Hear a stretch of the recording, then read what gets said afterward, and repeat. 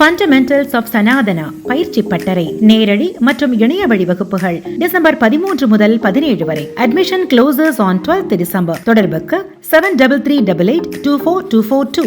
வேலை வாய்ப்புகளை உருவாக்காமல் எவ்வளவு காலத்துக்கு இலவசங்களை வழங்குவீர்கள் என்று மத்திய அரசிடம் உச்சநீதிமன்றம் கேள்வி எழுப்பியுள்ளது. கோவிட் காலத்தில் புலம்பெயர் தொழிலாளர்களுக்கு இலவச ரேஷன் வழங்க மாநில மற்றும் யூனியன் பிரதேசங்களுக்கு உச்சநீதிமன்றம் உத்தரவிட்டது.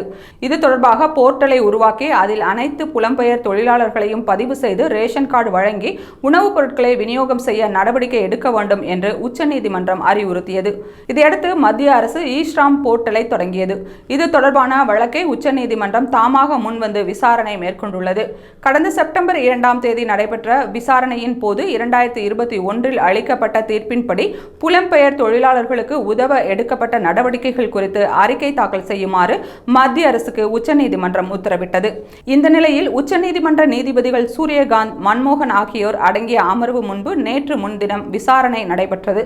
அப்போது பேசிய சொலிசிட்டர் ஜெனரல் துஷார் மேத்தா, தேசிய உணவு பாதுகாப்பு சட்டம் 2013 கீழ் நாட்டில் 81 கோடி பேருக்கு இலவச ரேஷன் வழங்கப்படுவதாக தெரிவித்தார். இதை கேட்டு வியப்படைந்த நீதிபதிகள், வரி செலுத்துபவர்கள் மட்டும் மத்திய அரசின் இலவச ரேஷன் பட்டியலில் இடம்பெறவில்லை, இன்னும் எவ்வளவு காலத்துக்கு இதுபோன்ற இலவசங்களை வழங்க முடியும் என்றும், புலம்பெயர் தொழிலாளர்களுக்கு வேலை வாய்ப்பு மற்றும் திறன் மேம்பாடு ஆகியவற்றை உருவாக்குவது குறித்து ஏன் சிந்திக்க கூடாது என்று நீதிபதிகள் கேள்வி எழுப்பினர்.